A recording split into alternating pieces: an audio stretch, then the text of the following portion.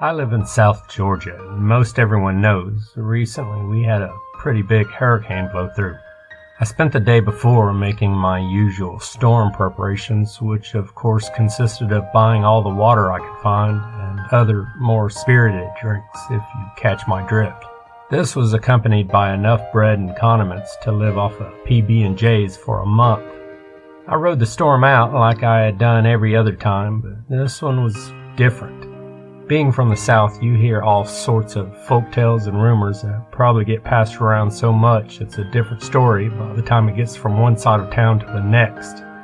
In all my years, I've never heard of anything like this though. Last night, I swear the storm was, well, for lack of a better term, crying. Initially, I thought it was just the wind finding its way through the cracks in my home. I was sitting in my recliner watching the news and waiting for the inevitable power outage that always occurred. The acres upon acres of pine trees surrounding my cabin made it pretty easy. When I first heard it, I was minding my own business, watching the local station with a drink in my hand. It was quiet and almost unnoticeable. You know the sound when the wind hits just the right spot and makes that low, drawn-out whoosh that reverberates through the air for a bit. Well, that's what I thought I was hearing at first, until the TV quieted down for a moment as it skipped to a commercial. And in those few seconds, I heard it plain as day. It sounded just like someone was crying off in the distance. I didn't pay it any mind, though, because you can place all kinds of sounds wrong, especially out here. The forest has no shortage of instruments, after all. It wasn't long after that I finally ended up losing my lights, and Jonas, our weatherman, lost a viewer. I decided at that point to go sit out on my small screened-in porch for a while I downed a couple more drinks. It's nothing special, but it was screened in to halt the army of insects. It was sturdy enough, at least so far, that it never really got very damaged during big storms. Storms have this chaotic beauty to them. Sure, sometimes they can cause a lot of damage. I don't know. To me, I've grown fond of them over the years. It was mostly in part thanks to my wife, who would always make me sit out here and watch them with her. Even though she's not around, it still feels like the right thing to do.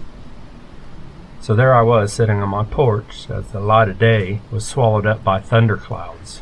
I had just finished my drink, and I was just watching the trees do their dance in the wind. That same sound I heard earlier started up again, and that low whoosh slowly melted away the sounds of crying. This time, though, I couldn't shake it off. I knew what I was hearing. I stood up and looked through the rain as best I could with the little daylight that was left, and thought for a moment that I saw something. But just as I tried to focus in on it, whatever it was ducked out of view behind some shrubs. The sound continued for a while, but as it got dark and the wind began to pick up even more, I decided to head in for the night. That sound was definitely not going to make sleep easy. I kept telling myself it was just some wind passing through the trees at just the right angle, but it sounded too real to me, too alive, for it to be just wind. I did eventually drift off to sleep after about an hour of tossing and turning, because the crying never stopped. It picked up and died off at times, but it was always there.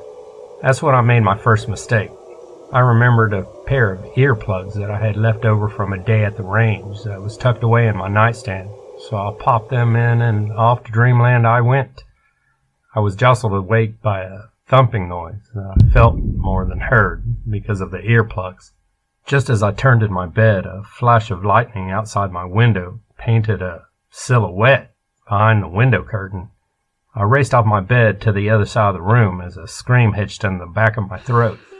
I ripped the earplugs out, and that's when I heard more clearly what woke me up. Sobbing came from everywhere I listened, along with sporadic banging on all the sides of the house. Lightning flashed again, but this time the shape was gone. I reached into the closet that I was pressed against, grabbed the .308 I kept tucked in the corner.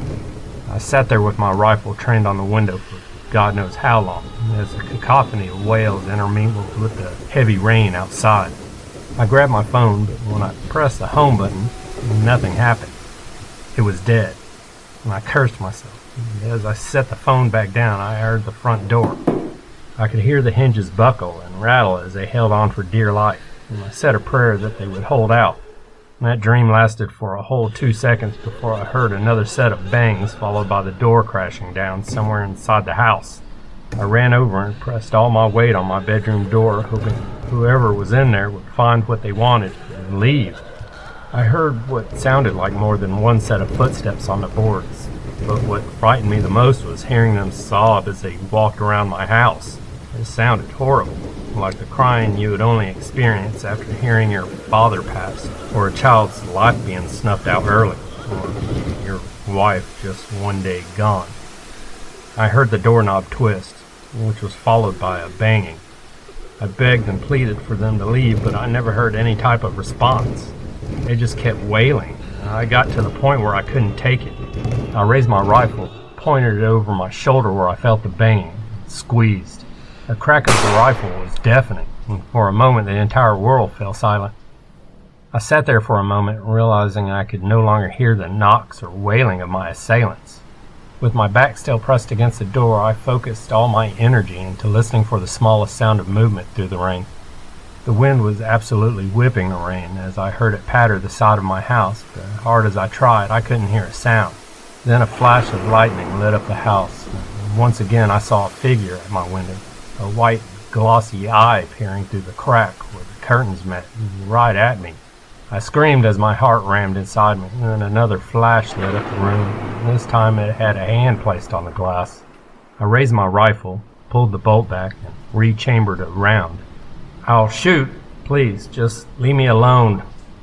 Darkness engulfed the room again. I was left there, rifle shaking in my hands. It felt like I was digging a hole in my shoulder with the stock, trying to steady myself to regain some sense of composure.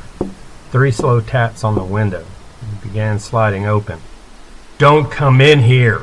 The room flashed, and I saw 2 inky pale hands grasping the bottom of the window, hoisting it open. That was all I could take, and I fired again. I could feel the rain blow in from my now shattered window. Tears were making their way down my face at this point, but still I kept my rifle pointed. I don't know how long I stayed like that until another flash lit up my surroundings and my blood froze. The figure was standing right in front of me now. I pulled the trigger again. Click. I had forgotten to chamber another round. I pulled so hard that I thought I would pull the bolt clean out of the rifle, and as I heard another round click into place, another flash, I dropped my weapon and heard it rattle the floorboards. I couldn't fire it again, especially not at her. "Laura?" I quietly chirped out, the name feeling foreign because I hadn't spoken it in so long. My wife was looking dead at me through the flash of light. Her milky eyes ripped through me, past my flesh and into my very being, my soul. I couldn't move. I no longer paid any mind to what was going on around me.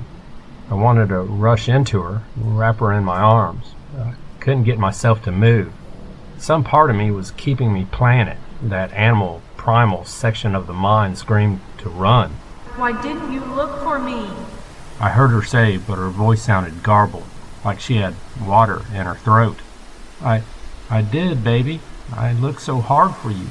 "No, you left me there. I wanted you to find me, but you never came." Another flash.